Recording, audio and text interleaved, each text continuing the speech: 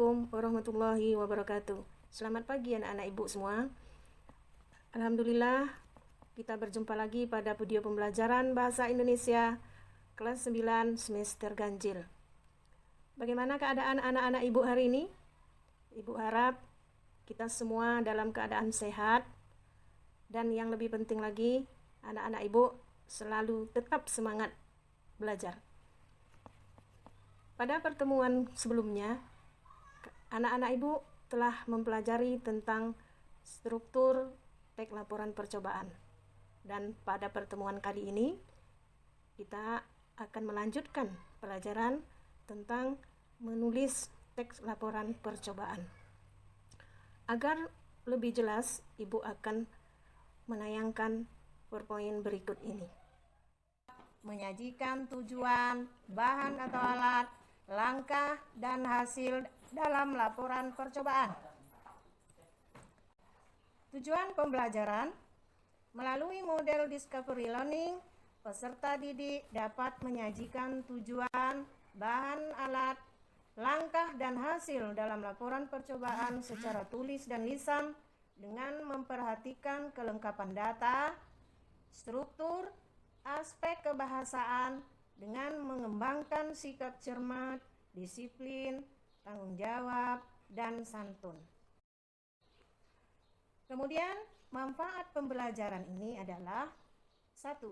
Menambah wawasan dan pengetahuan tentang proses objek yang diamati. 2. Mendapatkan data yang objektif sesuai fakta. 3. Mengetahui kronologis peristiwa. 4. Mengukur kualitas suatu proses objek. Nah, anak-anak ibu, sekarang kita masuk kepada langkah-langkah menulis teks laporan percobaan.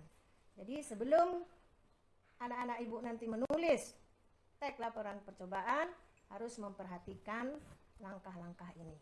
Yang pertama adalah menentukan judul percobaan sesuai dengan objek yang diamati atau yang diteliti. Yang kedua, menyusun tujuan percobaan berdasarkan percobaan yang telah dilakukan. Dalam menyusun tujuan percobaan ini adalah: apa alasan melaksanakan percobaan, atau mengapa kita melakukan percobaan. Yang ketiga, menyusun teks laporan percobaan berdasarkan struktur dan kaidah kebahasaan. Nah, pada pembelajaran yang lalu, sebelumnya kita sudah mempelajari tentang struktur dan kaidah kebahasaan. Struktur kaidah kebahasaan ini sangat berpengaruh terhadap menyusun atau dalam menyusun teks laporan percobaan. Anak-anak ibu yang ibu sayangi, di sini ada contoh teks laporan percobaan, yaitu membuat slime tanpa borak. Adapun struktur teks laporan percobaan di sini adalah: yang pertama, tujuan.